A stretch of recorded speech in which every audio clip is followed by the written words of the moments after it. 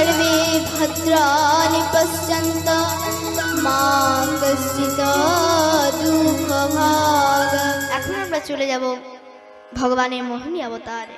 খুব সুন্দর একটি লীলা, আপনারা একটু মন দিয়ে শুনবেন। ভগবান মোহিনী রূপ কখন ধারণ করেছিলেন সেটা আমরা আজ শ্রবণ করব। খুব সুন্দর একটি লীলা। না, এক সময়ের কথা, একদিন দুর্বাসা ঋষি তিনি বিচরণ করতে করতে ভগবানের কাছে গেছে। ভগবান দুর্বাসা ঋষিকে দেখে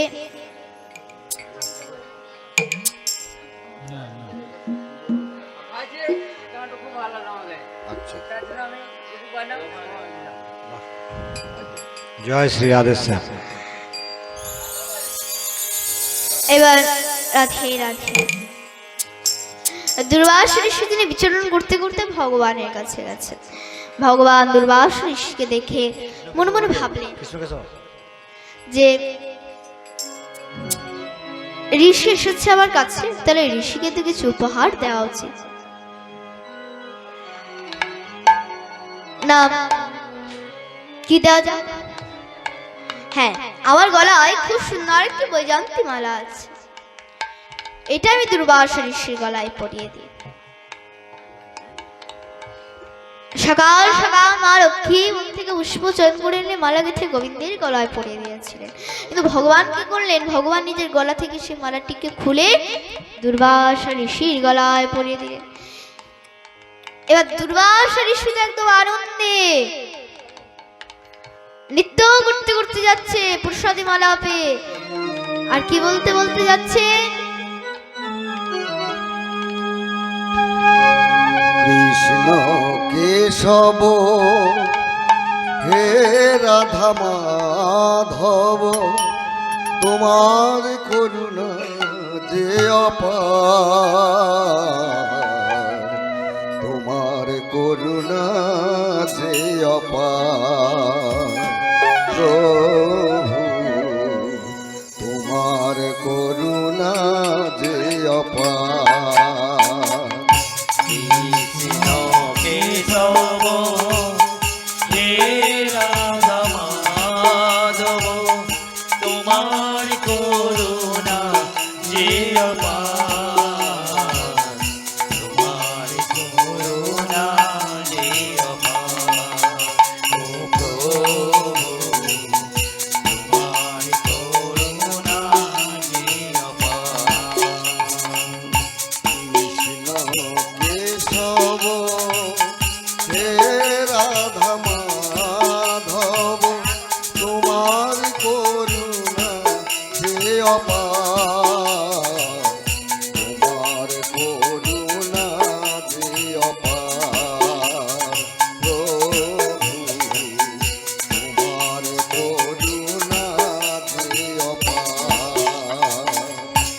তোমার করুণা যে অপার। তোমার করুণা যে অপার, তোমার করুণা যে অপার, ও প্রভু তোমার করুণা যে অপার।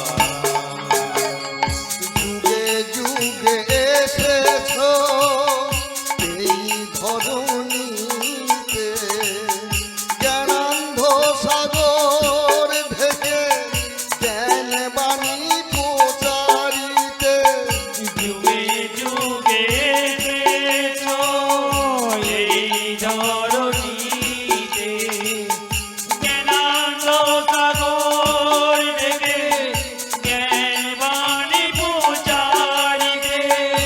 যুগে যুগে এসেছ এই ধরণীতে, জ্ঞানান্ধ সাগর থেকে জ্ঞান বাণী প্রচারিতে, যুগে যুগে এসেছো এই ধরণীতে, জ্ঞানানন্দ সাগর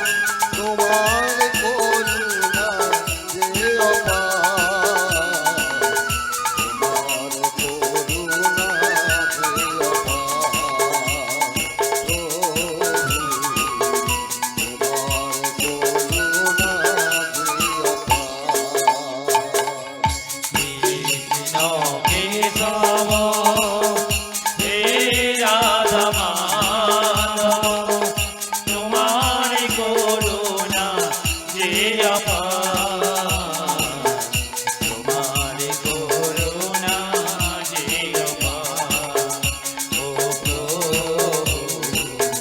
তোমার করুণা যে অপার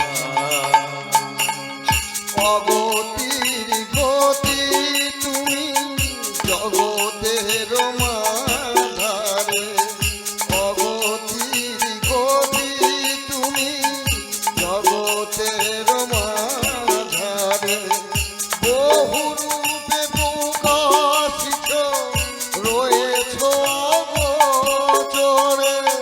জগতের গতি তুমি জগতের মাঝারে বহুরূপে প্রকাশিত রয়েছ অগোচরে।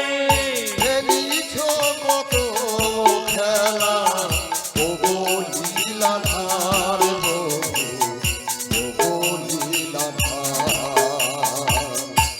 কৃষ্ণ কেশব হে রাধা মাধব তোমার করুণা যে অপার, তোমার করুণা যে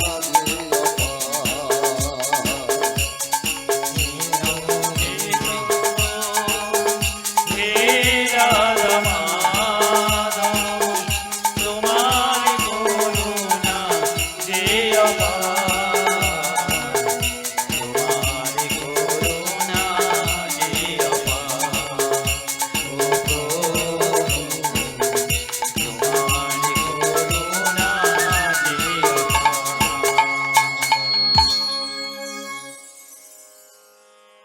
নিতাই গৌর সীতানন্দ রামানন্দ হরি। হরি হরি বল হরি বল হরি বল হরি বল জয় হৃদয় হরি বল। তো এবার দুর্বাসা সেভাবে আনন্দে নৃত্য করতে করতে যাচ্ছে, কিন্তু এদিকে লক্ষ্মীর হয়ে গেল মা। আমি এত কষ্ট করে বন থেকে পুষ্প চয়ন করে নিয়ে এলাম, কষ্ট করে মালা গেঁথে গোবিন্দের গলায় পরালাম, কিন্তু গোবিন্দ ওই ঋষিবরকে পরিয়ে দিল, তাহলে আবার তো কোনো দামই নেই। এই বলে লক্ষ্মী মার করে সমুদ্রের তলায় নিয়ে গেলেন।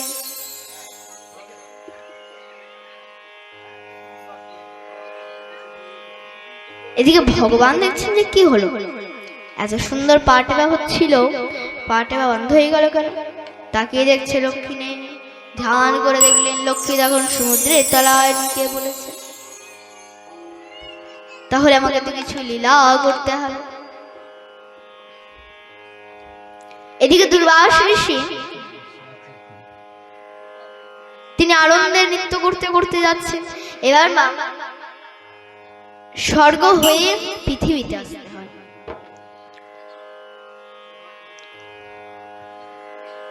যেই না স্বর্গে পৌঁছেছে সেই সেখানে ইন্দ্র হাতির পিঠে চেপে বিচরণ করছে। দুর্বাসা ঋষি তিনি দেখে মনে মনে ভাবলেন, স্বর্গের রাজা তো ইন্দ্র, তাহলে ইন্দ্রকে তো কিছু দেওয়া উচিত, না কি দেব? ইন্দ্রকে দেবার মতো আমার কাছে তো কিছুই নেই। তবে হ্যাঁ,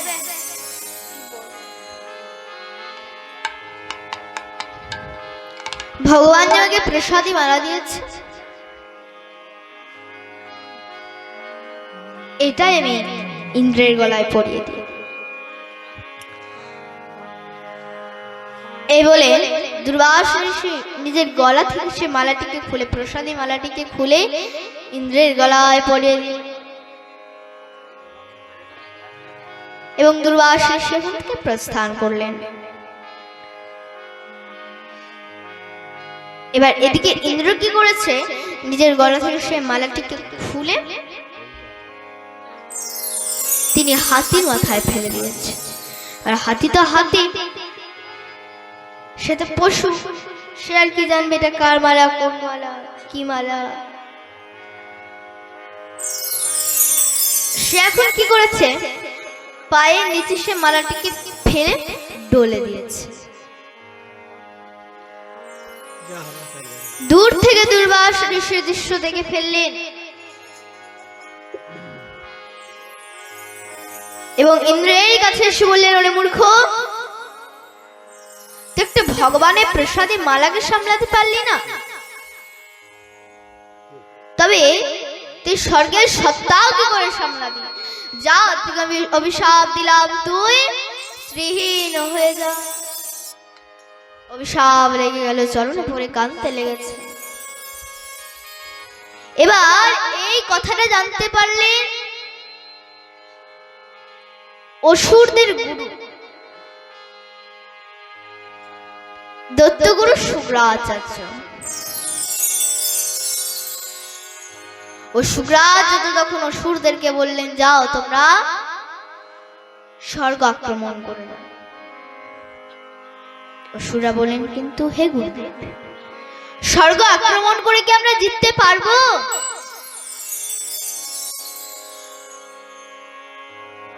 শুক্রাচার্য বললেন, হ্যাঁ নিশ্চয় জিততে পারবে। কেন না, এখন ইন্দ্রের এক ব্রাহ্মণের অভিশাপ লেগেছে। সঙ্গে সঙ্গে অসুররা তো স্বর্গ আক্রমণ করে দিল। অসুরদের জয় হলো, দেবতাদের পরাজয় হলো। সমস্ত দেবতাগণ মিলে ভগবানের কাছে গিয়েছে, হে প্রভু, অসুররা আমাদের সঙ্গে যুদ্ধ করে আমাদের স্বর্গ নিয়ে নিয়েছে প্রভু, কিছু তো উপায় বার করুন প্রভু, কিছু তো উপায় বার করুন। ভগবান বললেন যে, দেখো, ইন্দ্রের এক ব্রাহ্মণের অভিশাপ লেগেছে, এতে আমার আর কিছু করার নেই। তখন দেবতাগণ বললেন, কিন্তু হে প্রভু, তার কি আমরা স্বর্গ নিজেদের মধ্যে ফিরে পাবো না প্রভু? ভগবান বললেন, হ্যাঁ, একটাই উপায় আছে। নাকি না, তোমরা সমুদ্র মন্থন করো। কেন সমুদ্র মন্থন করলে কি হবে? না, সেই সমুদ্র থেকে অমৃত উঠবে, আর সে অমৃত তোমরা পান করলে তোমরা অমর হয়ে যাবে।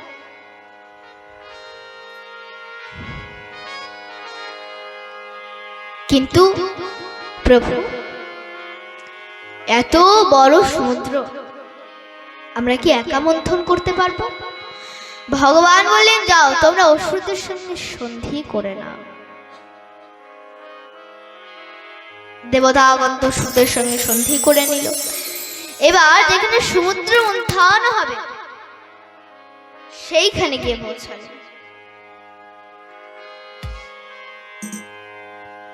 এবার সমুদ্র মন্থন করতে গেলে তো তার মাথা নিয়ে যায়।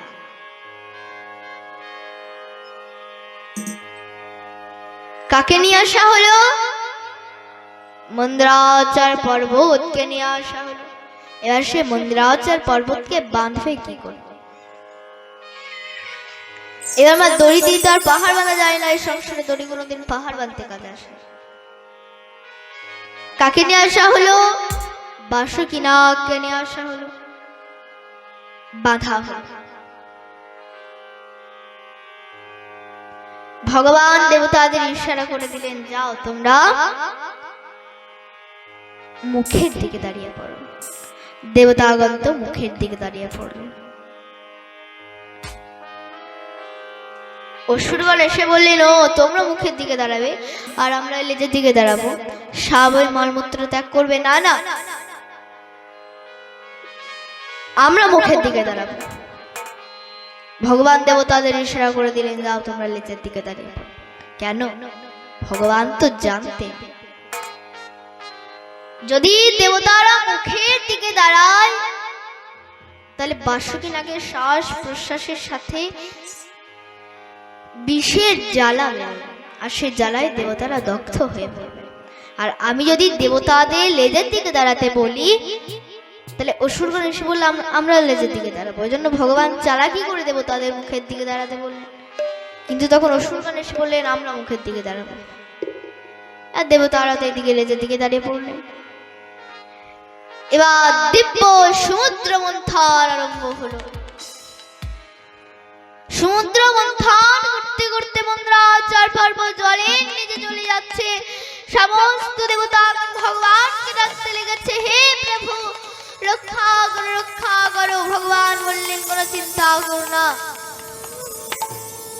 এই বলে ভগবান বিরাট কচ্ছপ রূপ ধারণ করলেন এবং সমুদ্রের তলায় গিয়ে সে মন্দ্রাচল পর্বতকে নিজের পিঠে এর মধ্যে ধারণ করে রাখলেন।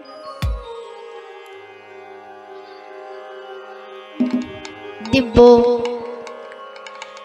সমুদ্র মন্থন আরম্ভ হলো। সমুদ্র মন্থন করতে করতে প্রথমে উঠল হলাহল কালকূট বিষ।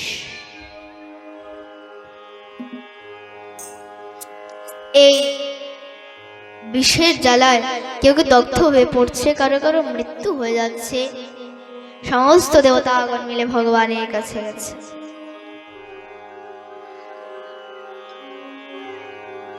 হে প্রভু, সমুদ্র মন্থন করতে করতে প্রথমে উঠেছে হলাহল কালকূট বিষ, তাই বিষ থেকে আমাদের রক্ষা করুন। ভগবান বললেন যে দেখো, আমি মাখন মিছরি খাওয়ার লোক, আমি বিষের ডিপার্টমেন্টে থাকি না বাবা, তাহলে আছেন কে? দেবাদিদেব মহাদেব। চলো আমরা সবাই মিলে মহাদেবের কাছে যাই। এবার মহাদেবের কাছে গেছে এবং কি বলতে বলতে যাচ্ছে,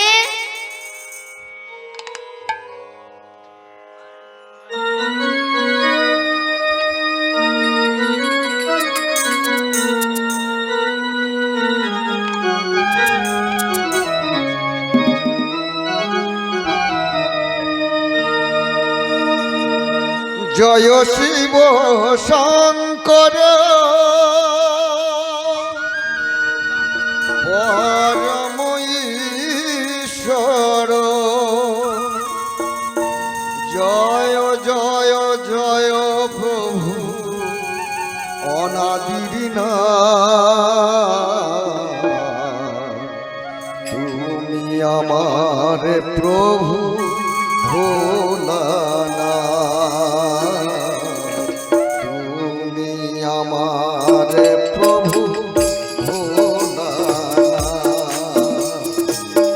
জয় শিব শঙ্কর পরম ঈশ্বর, জয় জয় জয় অনাদির নাথ, তুমি আমার প্রভু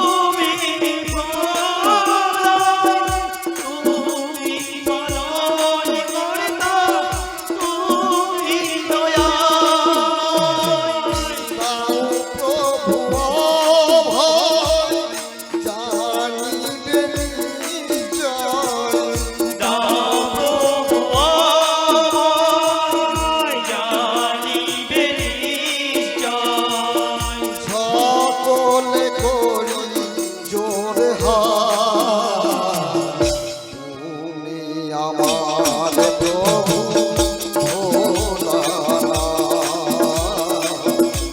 তুমি আমার প্রভু ভোলানাথ জয় শিব শঙ্কর পরম ঈশ্বর জয় জয় জয় অনাদির নাথ তুমি আমার প্রভু ভোলানাথ তুমি আমার প্রভু ভোলানাথ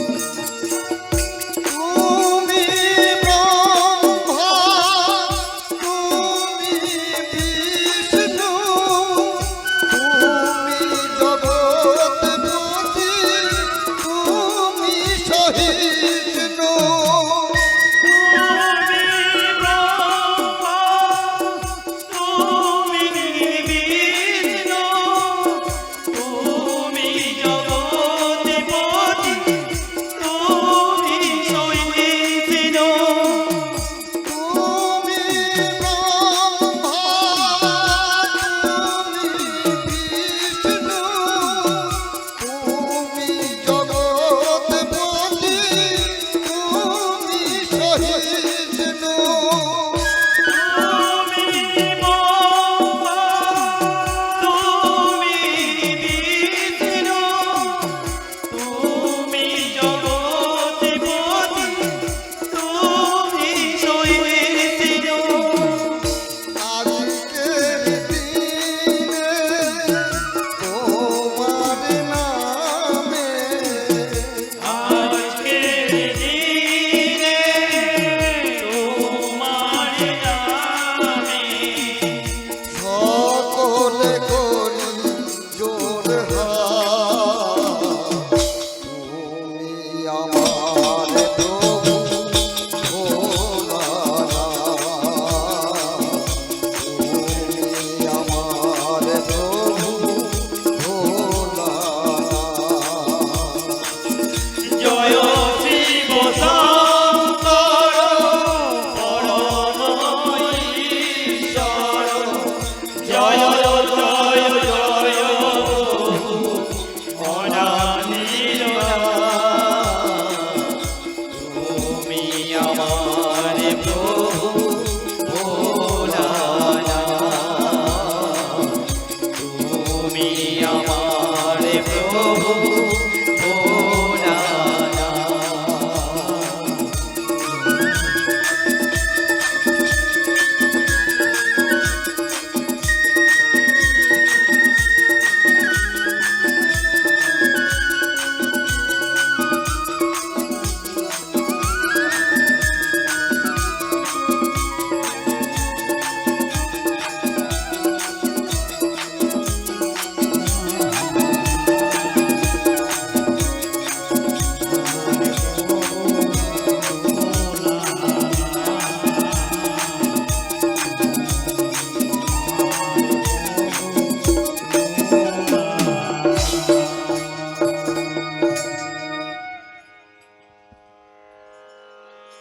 নিতাই গৌর সীতারাধনা ম্যাডামে হরি হরি বল হরি বল।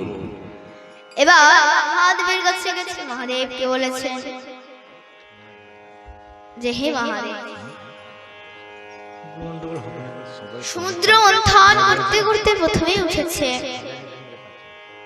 হরাহর কাল বিষ, তে বিষের জ্বালায় কেউ দগ্ধ হয়ে পড়ছে, কারো কারো মৃত্যু হয়ে যাচ্ছে।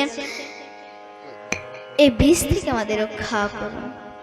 মহাদেব বললেন কোনো চিন্তা করো না, এই বিষ থেকে তোমাদের আমি রক্ষা করব। এর যেখানে সমুদ্র মন্থন হবে সেখানে গিয়ে পৌঁছাবে মহাদেব, এবং এক অঞ্জলির মধ্যে নিয়ে সেই বিষকে তিনি পান করলেন। অনেকে বলে না যে মহাদেব নাকি গাঁজা ভান খান। কোন শাস্ত্রে বর্ণনা আছে যে মহাদেব গাঁজা ভান খান?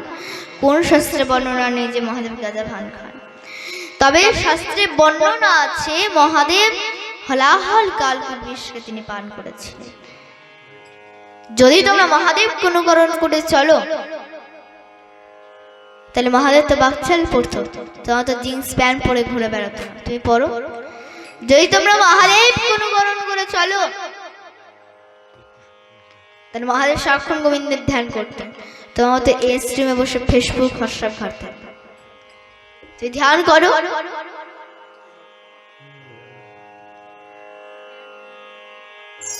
তুমি যদি মহাদেবের সঙ্গে তুলনা করো তাহলে মহাদেব তো বিষ পান করেছিলেন, তুমি করো। এই জন্য মহাদেবের সঙ্গে তুলনা করতে যাও তাহলে মহাদেব তো ছায় ভাষ্য রেখে তুমি মাখো। মহাদেবের সঙ্গে তুলনা করছো না, মহাদেবের সঙ্গে সঙ্গ করছো না। মহাদেব হলেন দ্বাদশ বৈষ্ণবের মধ্যে পরম বৈষ্ণব। মহাদেব কে? বৈষ্ণবানাং যথা শম্ভু, বৈষ্ণবদের শিরোমণি মহাদেব, পরম বৈষ্ণব তিনি। আর তিনি গাঁজা ভান খান। যে মহাদেব গোবিন্দের আরাধনা করেন তিনি গাঁজা ভান খান। মা পার্বতীর সঙ্গে কথা বলতে বলতে ভোলেনাথ এমন সমাধিতে বসেছে যে ৭০,০০০ বছর পেরিয়ে গেছে, আর সেই মহাদেব গাঁজা ভান খান। ছি ছি, এই তোমাদের সনাতন ধর্মের অবস্থা। না, আমাদের সনাতন ধর্মে মানুষের একটা বাজে অভ্যাস কি জানে? আমাদের সনাতন ধর্মে মানুষের একটা বাজে অভ্যাস, সে তো নিজে ভজন করবে না, আর যে করবে পিছন থেকে একদম টেনে ধরে থাকবে। আরে বাবা, তুমি করছো না, করো না, প্রয়োজন নেই, কিন্তু যে করছো তুমি তার পিছনে কেন লাগছো? তো দেখবেন কেউ যদি শিশুকাল থেকে তিলকমালা পরে যদি সকাল সকাল রাস্তা দিয়ে পেরে যায়, তাহলে জগতে কিছু মানুষ আছে তারা কি বলে, দেখ দেখ তিলকমালা করেছে, নিরামিষ আহার করছে। আরে তোমার অসুবিধাটা কোথায় হচ্ছে? সে তিলকমালা করেছে, সে নিরামিষ আহার করছে, তো তোমার অসুবিধাটা কোথায় হচ্ছে? তো দেখবেন এখনকার সাধু গুরু বৈষ্ণব যদি রাস্তা দিয়ে পেরিয়ে যায়, তাহলে জগতে কিছু মানুষ আছে তারা কি বলে, দেখ দেখ বাবাজি হয়েছে, আর সে বাবাজি হয়েছে, তুমি তো হওনি, তা তোমার অসুবিধাটা কোথায় হচ্ছে? সে তোমার ঘরে খেতে যাচ্ছে নাকি পড়তে যাচ্ছে, তার পিছনে লাগছো? তো এইগুলো করা কিন্তু একদম উচিত না।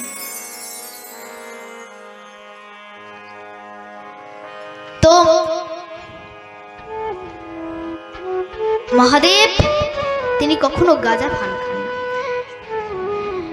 মহাদেব তিনি বিষ পান করতে করতে পারে এক বিন্দু বিষ মাটিতে পড়ে যায়, তো সেই এক বিন্দু বিষের প্রভাব আমাদের এই জগতে যত বিষধর প্রাণী আছে সবই সে এক বিন্দু বিষের প্রভাব। চিন্তা করুন, মহাদেব যে বিষকে পান করেছিলেন বিষের কত প্রভাব একবার চিন্তা করুন। মহাদেব কখনো গাঁজা ভান খান না।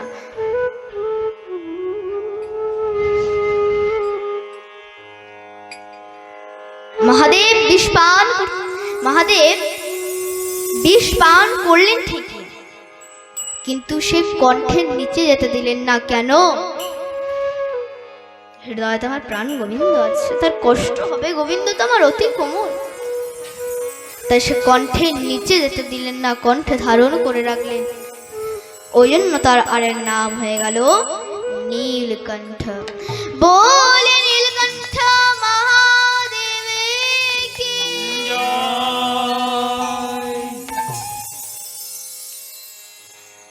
তো নাম হয়ে গেল নীলকণ্ঠ। এদিকে আবার দিব্য সমুদ্র মন্থন আরম্ভ হলো। সমুদ্র মন্থন করতে করতে ওই রাবণ হাতি উঠল। হাতিকে ইন্দ্র নিল, উচ্চশ্রু বা ঘোড়া উঠল, ওই ঘোড়াকে বলি মহারাজ নিল। পারিজাত বৃক্ষ উঠল, ওই বৃক্ষকে স্বর্গে রাখা হয়। অপ্সরাগণ, ওই অপ্সরাগণদেরকে স্বর্গে শোভার জন্য রাখা হলো। কস্তুম মুনি বেরোল, ওই কস্তুম মুনিকে ভগবান নিজের বক্ষস্থলে ধারণ করে রাখলেন। এদিকে ভগবান দেখছেন যার জন্য মন্থন করে সেইটা এখন বেরিয়ে আসছে না। দেবতাগণ বললেন প্রভু অমৃত কখন উঠবে? ভগবান বললেন যে আরো জোরে জোরে মন্থন করো। যেই না জোরে জোরে মন্থন শুরু করে দিয়েছে, এদিকে সমুদ্রের তলায় সব উথাল পাথাল হতে লেগেছে। লক্ষ্মী দেখছে এখানেও আর থাকতে দেবে না। লক্ষ্মী তখন সে সমুদ্র থেকে বরমালা নিয়ে প্রকট হলেন। বলে লক্ষ্মী মাইয়া কি। এবার লক্ষ্মীকে পাওয়ার জন্য সব তৈরি হয়ে বসে গেছে। জগতে অলক্ষ্মীকেও চায় না, সবাই কিন্তু লক্ষ্মীকে চায়। কিন্তু লক্ষ্মী কাকে চায়? লক্ষ্মী বরমালা নিয়ে অসুরগণদেরকে কাছে গেলেন। লক্ষ্মী মনে মনে ভাবছে অসুরগণ তো সবই ঠিক আছে, বলবান আছে, কিন্তু এরা পরম নোংরা থাকে। যারা যারা নোংরা থাকে তাদের কাছে কিন্তু লক্ষ্মী কখনো থাকতে চায় না। লক্ষ্মী বরমালা নিয়ে ঋষিমণিদের কাছে গেলেন। লক্ষ্মী মনে মনে ভাবছে যে ঋষিমণিদের তো সবই ঠিক আছে,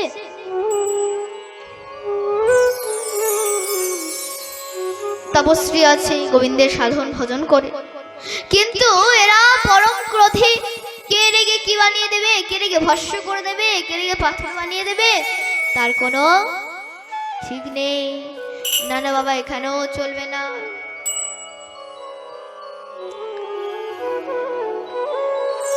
লক্ষ্মী বরমালা নিয়ে দেবতাদের কাছে গেলে। লক্ষ্মী মনে মনে ভাবছে দেবতাদের তো সবই ঠিক আছে, দেখতেও সুন্দর আছে, বলবানও আছে, কিন্তু এদের চরিত্র খারাপ।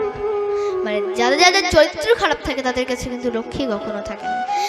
লক্ষ্মী মনে মনে ভাবছে না না বাবা, এখানেও চলবে না, আমার জন্য একটা জায়গায় ঠিক। কোথায়? শেষে ভগবান মুখটাকে নিচু করে দাঁড়িয়ে রয়েছে। লক্ষ্মী ভগবানের কাছে গিয়ে বলছে কই গো, মাথাটা তোলো। ভগবান বলছে লক্ষ্মী বলছে আরে মাথাটা তোলো। ভগবান বলছে লক্ষ্মী বলছে দেখছো এতক্ষণ আমি মান করছিলাম, এখন ও মান করছে, আরে মাথাটা তোলো। ভগবান বলছে লক্ষ্মী বলছে ঠিক আছে আমি আবার চললাম। যেই না বলেছে আমি আবার চললাম, সেই ভগবান না না বলতে মাথা উঠিয়েছে, আর লক্ষ্মী ভগবানের গলায় মূল্যদান করে দিল। বিবাহ হলো। ভগবান যখন লক্ষ্মীকে নিয়ে যেতে যাবে, লক্ষ্মী বলছে প্রভু আমি তো যেতে পারবো না। কেন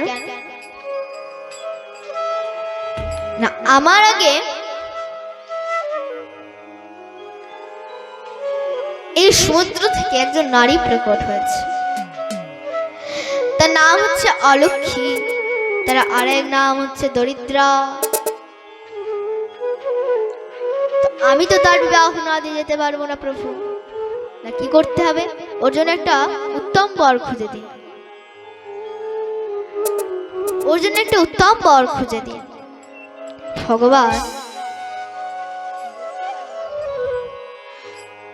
ভগবান তিনি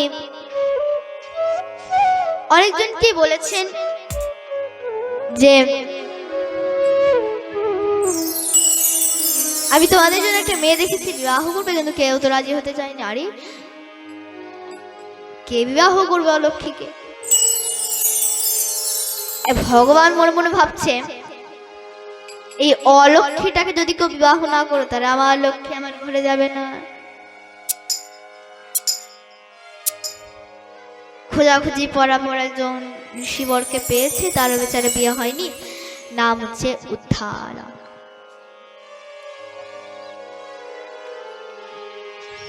উদ্ধালককে বলছে উদ্ধালক তোমার জন্য একটা খুব সুন্দর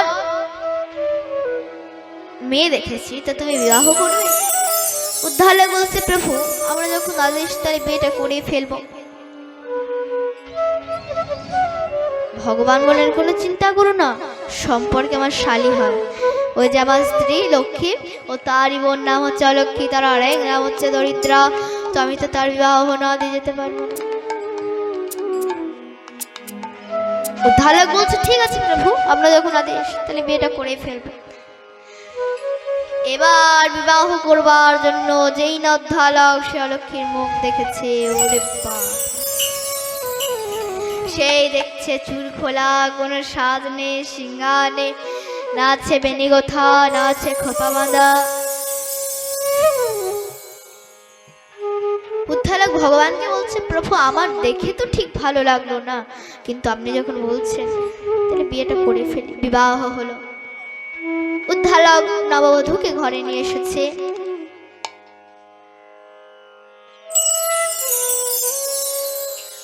পরের দিন উদ্ধারক তিনি ব্রহ্ম মুহূর্তে উঠেছে, অলক্ষ্মী আর ওঠে না। ঋষি স্নান টান করে এসেছে, অলক্ষ্মী আর ওঠে না।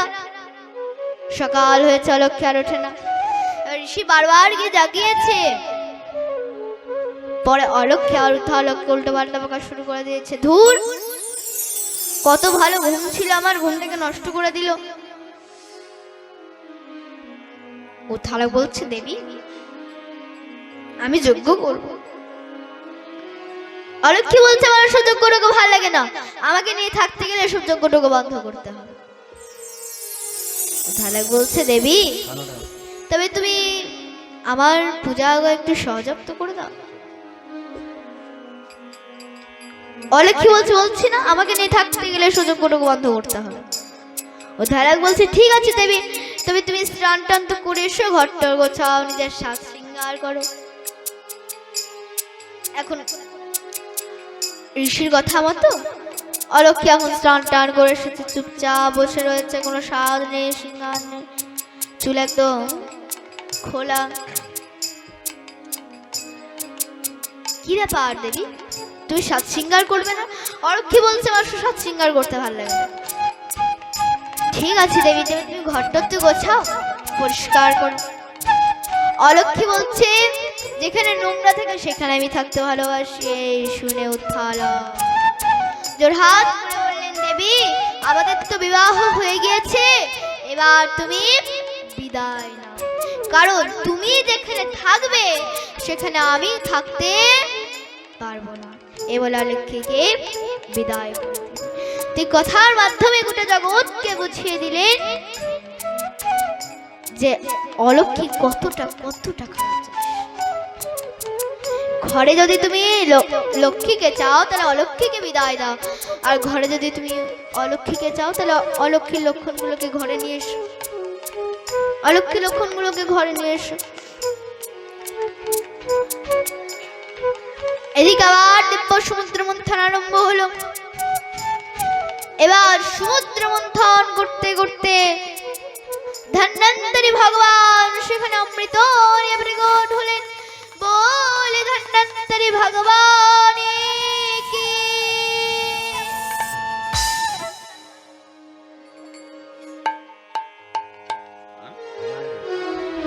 তোমার এই ধন্বন্তরী ভগবান কবে প্রকট হয়েছিলেন? কার্তিক মাসে কৃষ্ণপক্ষে ত্রয়োদশী তিথিতে এই ধন্বন্তরী ভগবান তিনি প্রকট হয়েছিলেন, যেটা আমাদের কিছুদিন আগেই ধন্বন্তরী ভগবানের পূজা গেল। তো ওই দিন ধন্বন্তরী ভগবানের পূজা করা হয়। তো ওই দিন গৃহস্থকে কিছু ক্রয় করতে হয়, কিছু কিনতে হয়। যার গাড়ি ঘোড়া কেনার সামর্থ্য সে গাড়ি ঘোড়া কিনবে, যার সোনাদানা কেনার সামর্থ্য সে সোনাদানা কিনবে, এবং যার সামর্থ্য নেই বা ইচ্ছা নেই তাকে একটা বস্তু ক্রয় করতে হয়, সেটা হচ্ছে ঝাড়ু, মানে ঝাঁটা। কারণ এই ঝাড়ু হচ্ছে লক্ষ্মীর স্বরূপ। এই ঝাড়ুই ঘর থেকে অলক্ষ্মীকে বিদায় করে আর লক্ষ্মীকে ঘরে নিয়ে আসে। তাই ঝাঁটাতে পা লাগলেও কিন্তু প্রণাম করা উচিত। এসব কথা যদি আজকাল মেয়ে বা ছেলেদেরকে বলা হয়, এসব জিনিস জানেও না, মানেও না। তাই ঝাড়ুতে পা লাগলেও কিন্তু প্রণাম করা উচিত, কারণ ঝাড়ু হচ্ছে লক্ষ্মীর স্বরূপ।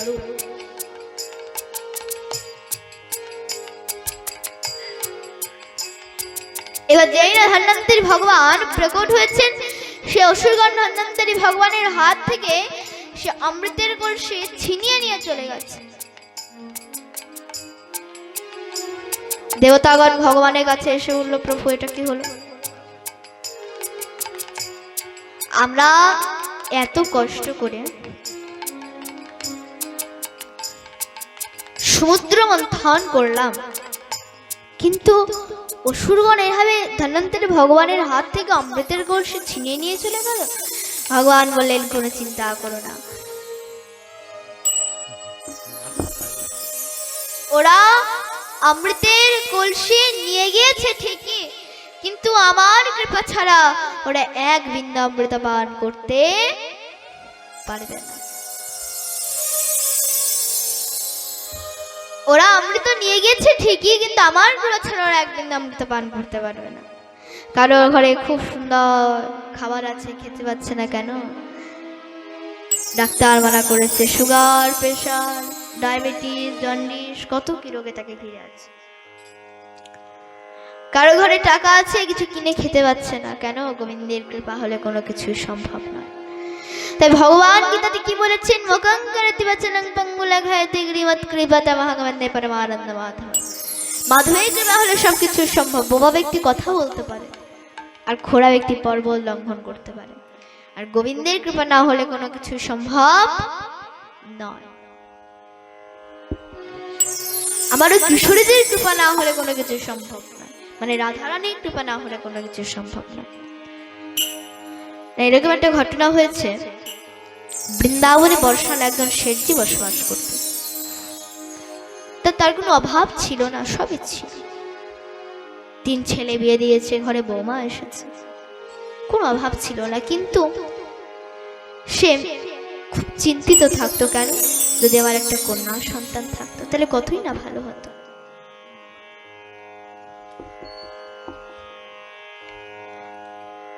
এভাবে শুধু চিন্তন করেন, এভাবে চিন্তন করছে। তো একদিন দোকানে পাশে বসে রয়েছে, তো ওদিকে একজন বৈষ্ণব, একজন ব্রাহ্মণ পেরিয়ে যাচ্ছিলেন।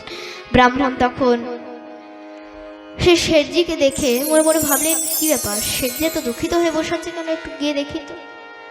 শেঠজির কাছে গিয়ে বললেন, হে শেঠজি, আপনি এত দুঃখিত হয়ে বসে রয়েছেন কেন? শেঠজি বললেন, হে ব্রাহ্মণ, আপনি ঠিকই ধরেছেন, আমি দুঃখিত হয়ে বসে রয়েছি। কেন, আমার তো সবই রয়েছে।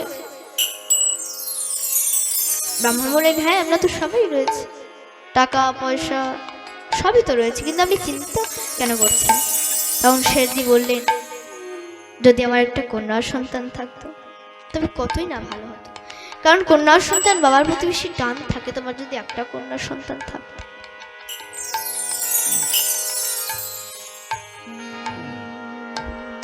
তখন ব্রাহ্মণ বললেন, চিন্তা করছেন কেন? কোনো চিন্তা করেন না, ওই বৃন্দাবনে বর্ষা নাই, ওই যে কিশোরী, যে ওই রাধারানী, আপনি ওনাকেই মেয়ে ভেবে নিন। শেঠজি, এই জগতে মেয়ে আজ না কাল তো আপনাকে ছেড়ে চলেই যাবে। কিন্তু শেঠজি, আপনি একবার চিন্তা করুন, আপনি যদি একবার রাধারানীকে মেয়ে ভেবে নেন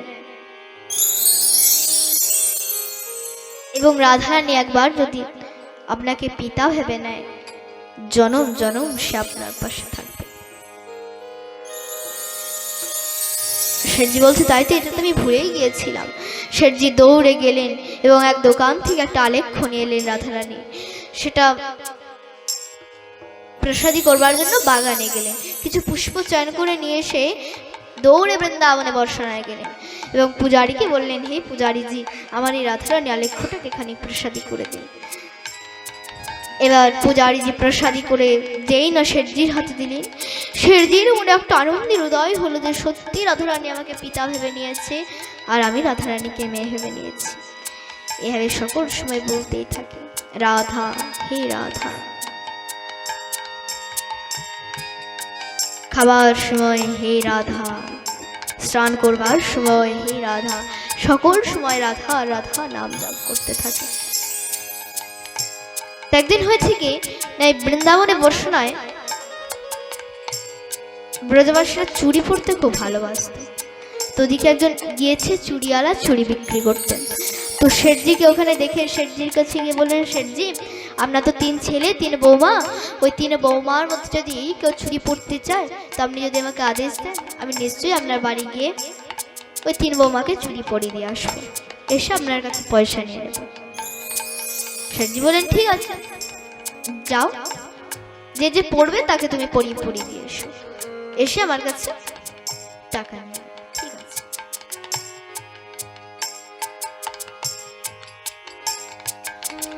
এবার চুড়িওয়ালা গিয়েছে চুড়ি পরাতে।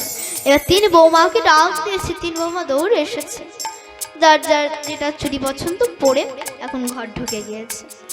এবার চুড়িওয়ালা যখন সব গুটিয়ে বাটিয়ে নিয়ে যেতে যাবে, পিছন থেকে এক অপরূপ সুন্দরী কন্যা চুড়িওয়ালার পিছন ধরে টানছে, চুড়িওয়ালা তুমি আমার বাড়ির সবাইকে চুড়ি পরালে, কিন্তু তুমি আমাকে চুড়ি পরাবে না চুড়িওয়ালা,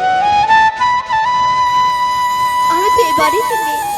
দেখুন মা, স্বয়ং রাধা রানী তিনি এক বালিকার রূপে এসে তিনি শেঠজি তিনি চুড়িওয়ালার হাতে চুড়ি পরছেন।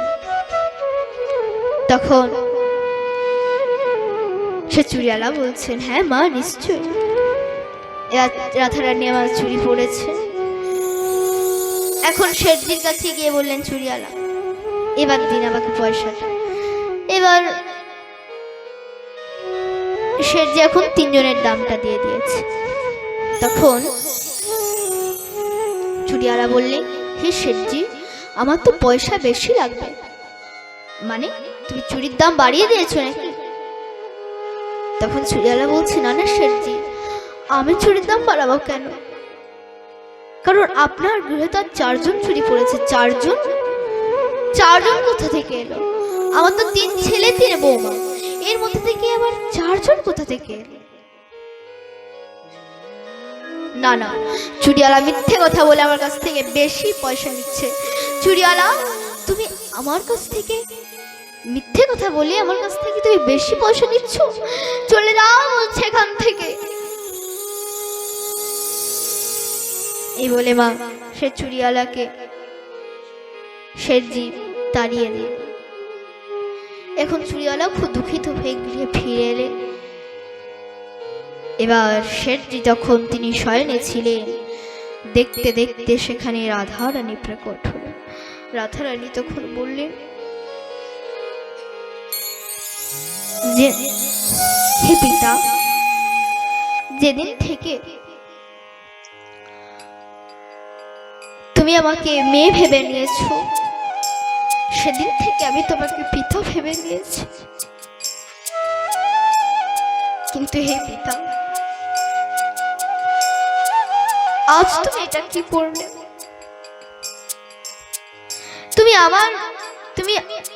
আমার বাড়ির সবার চুরির দাম দিলে, কিন্তু তুমি আমার চুরির দাম দিলে না পিতা। পিতা, আমি কি তোমার মেয়ে নয় পিতা?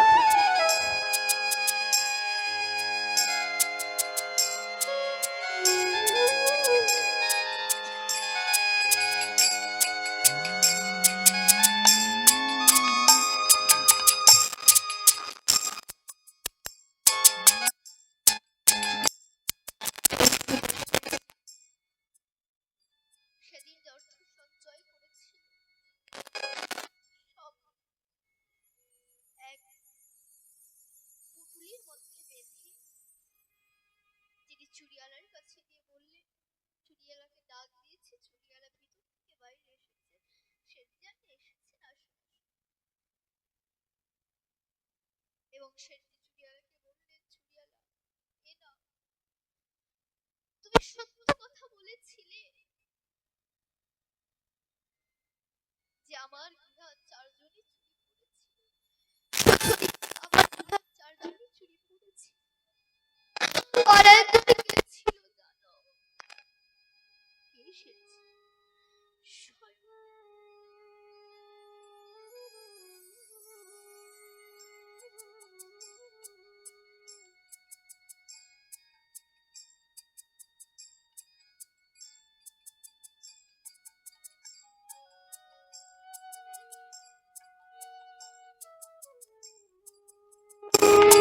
স্বয়ং রাধা রানী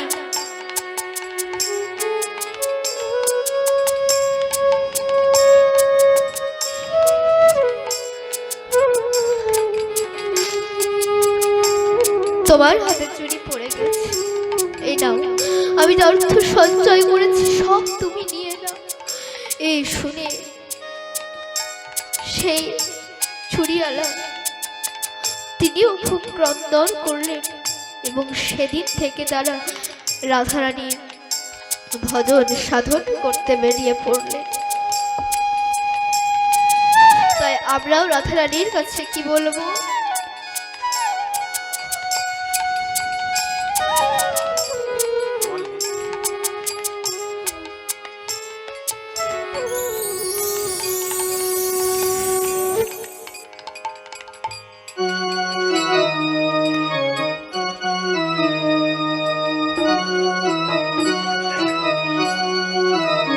আমরাও রাধারানীর কাছে প্রার্থনা করব কি, রাধারানী মহারানী, রাধারানী মহারানী কৃপা করুণা, কৃপা করে বৃন্দাবনে নিয়ে চলো না। রাধারানী মহারানী, রাধারানী মহারানী কৃপা করুণা, কৃপা করে বৃন্দাবনে নিয়ে চলো না। রাধারানী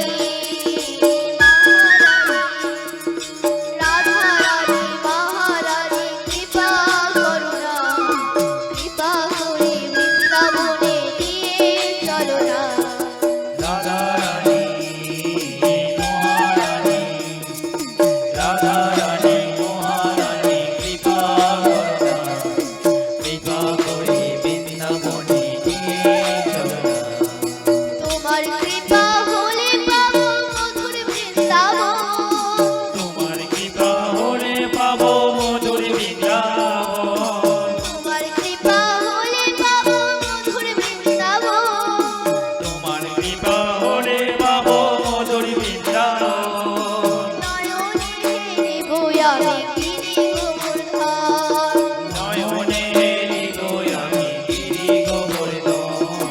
রাধারানী মহারানী, রাধারানী মহারানী কৃপা করুণা, কৃপা করে বৃন্দাবনে নিয়ে চলো না।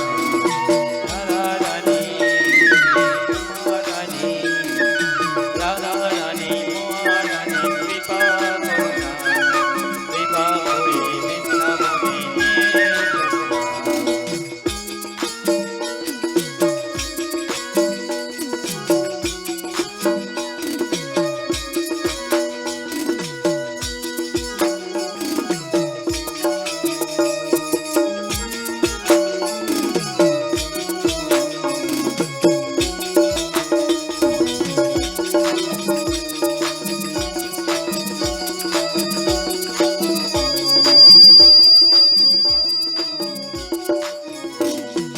তোমার দয়া হলে পাবো শ্রীমদন মোহন, তোমার দয়া হলে পাবো শ্রীমদন মোহন। তোমার দয়া হলে পাবো শ্রীমদন মোহন। তোমার দয়া হলে পাবো শ্রীমদন মোহন। গোপী প্রেম রাখো শ্রী গুরু চরণ, গোপী প্রেম নিয়ে রাখো শ্রী গুরু চরণ। রাধারানী মহারানী, রাধারানী মহারানী কৃপা করুণা, কৃপা করে বৃন্দাবনে নিয়ে চলো না। রাধারানী মহারানী, রাধারানী মহারানী কৃপা করুণা, কৃপা করে বৃন্দাবনে নিয়ে চলো না।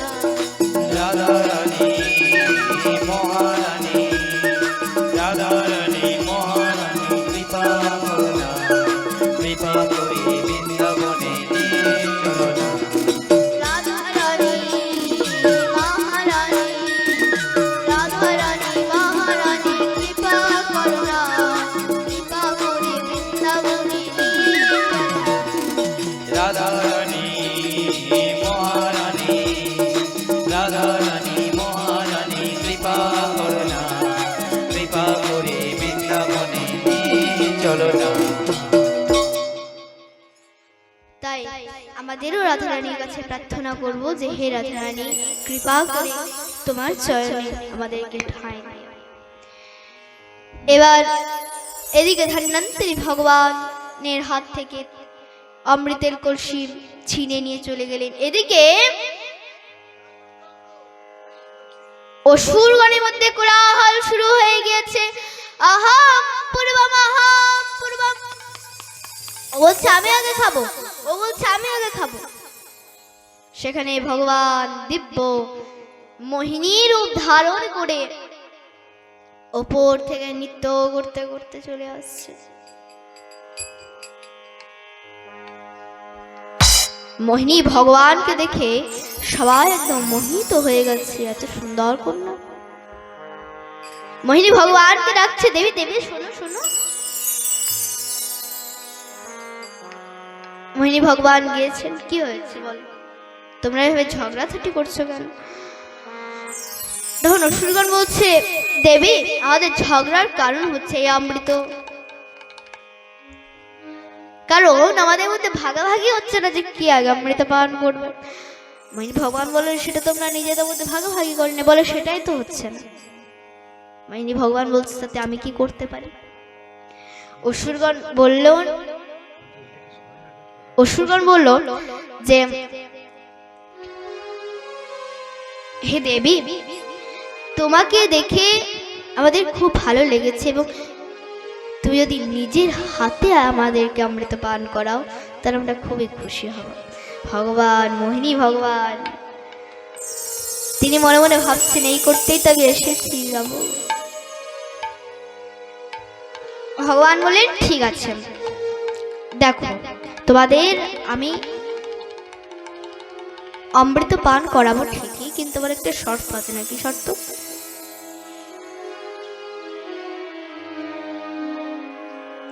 না, তোমাদের সঙ্গে কিন্তু দেবতারাও সমুদ্র মন্থন করেছিল, তো তুমি তাদেরকেও ডেকে নিয়ে এসো। কারণ আমি যদি দেবতাদের না দিয়ে যদি তোমাদেরকে অমৃত পান করিয়ে দিই তাহলে জগতের মানুষ বলবে যে মোহিনী পাপ করেছে, মোহিনী অন্যায় করেছে। তার চেয়ে বরং তোমরা দেবতাদের ডেকে নিয়ে এসো। দেবতাদের ডেকে নিয়ে এসেছে।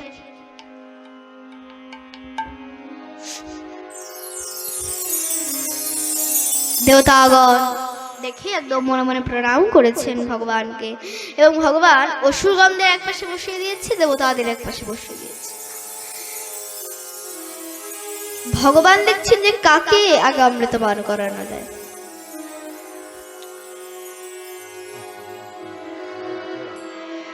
যদি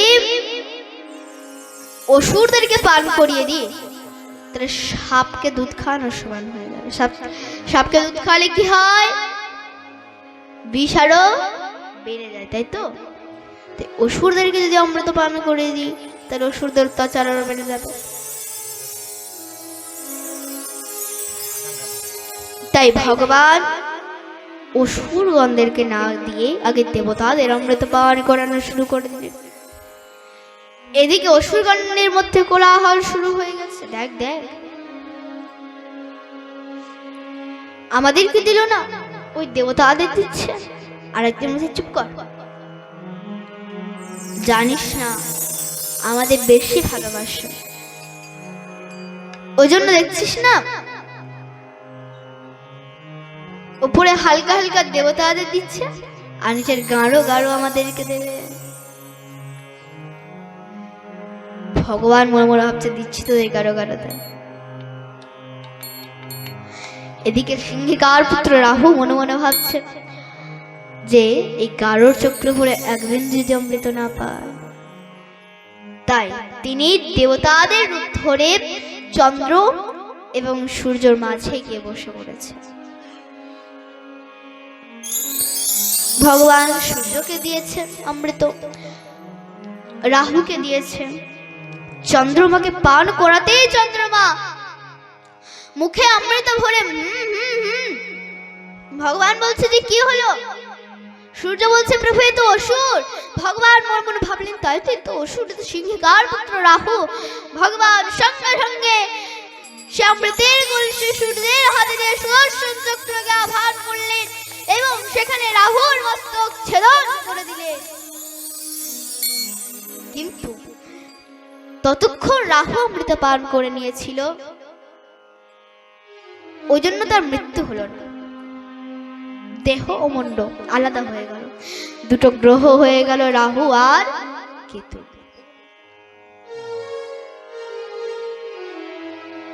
তাই যখন সূর্য এবং চন্দ্র গ্রহণ হয় তখন এই রাহু সূর্য এবং চন্দ্রকে গ্রাস করতে যায়, কারণ ভেদ খুলে দিয়েছিল।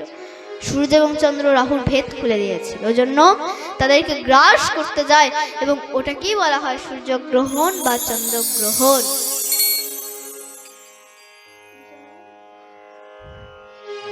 এবার এই কথা যখন মহাদেব জানতে পারলেন, মহাদেব তখন ভগবানের কাছে গিয়ে বললেন, প্রভু আমি নাকি শুনলাম যে আপনি মোহিনী রূপ ধারণ করেছেন। ভগবান বললেন যে হ্যাঁ মহাদেব, আমি মোহিনী রূপ ধারণ করেছিলাম। মহাদেব বলছে তাহলে আমাকেও দর্শন করার আমরা মোহিনী রূপ। ভগবান বলেন হে মহাদেব, এই মোহিনী রূপ তোমার জন্য নয়, এই মোহিনী রূপ সাধকের জন্য নয়, এই মোহিনী রূপ অসুরদেরকে মোহিত করবার জন্য। এভাবে অনেক রকম ভাবে ভগবান বুঝিয়েছে। এবার মহাদেব যখন নিরাশ হয়ে ফিরে যাচ্ছেন, দুঃখিত হয়ে ফিরে যাচ্ছেন, আমরা ভগবান ভক্তদের নিরাশ করতে চান, দুঃখিত করতে চান না। তাই মহাদেব যে পথে যাচ্ছিলেন সেই পথে ভগবান একটা কদম্ব বৃক্ষের নিচে দিব্য মোহিনী রূপ ধারণ করে দুটো কদম ফুল নিয়ে ছড়াছড়ি আরম্ভ করে দিয়েছে। মহাদেবের দৃষ্টি যেতেই মহাদেব যেই না মোহিনী আলিঙ্গন করতে যাচ্ছে, ফুক করে মোহিনী আবার এদিকে পালিয়ে আসছে। আবার যখন মহাদেবের দিকে যাচ্ছে, ফুক করে মোহিনী আবার এদিকে পালিয়ে আসছে। এভাবে কিছুক্ষণ মোহিনী ভগবান মহাদেবকে নিয়ে খেলা আরম্ভ করে দিয়েছে।